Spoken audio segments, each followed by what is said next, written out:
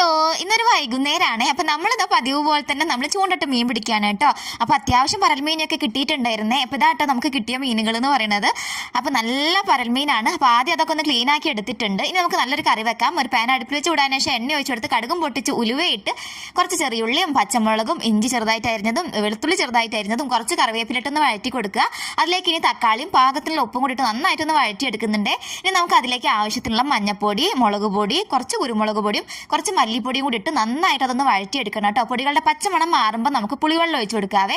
ഒക്കെ ഒന്ന് മിക്സ് ചെയ്തിട്ട് എത്രത്തോളം മീൻകറി വേണോ അത്രത്തോളം വെള്ളം ഒഴിച്ചു കൊടുക്കാം. ആ സമയം നമുക്ക് പാകത്തിൽ ഉപ്പും കൂടി ഇട്ട് കൊടുക്കാം കേട്ടോ.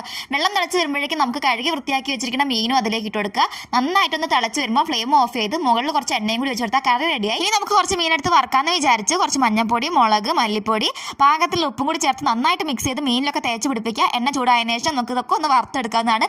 എല്ലാ ഭാഗവും ഒരിഞ്ഞ് വരുമ്പോഴേക്കും നമ്മളെ മീൻ വറുത്തവും റെഡി ആയിട്ടുണ്ട്. അങ്ങനെ മീൻ കറിയും മീൻ വറുത്തവും കൂട്ടി നന്നായിട്ട് ചോറ് കഴിക്കുക. അപ്പോൾ അത്രയും ടാറ്റാ ബൈ, സീ യു.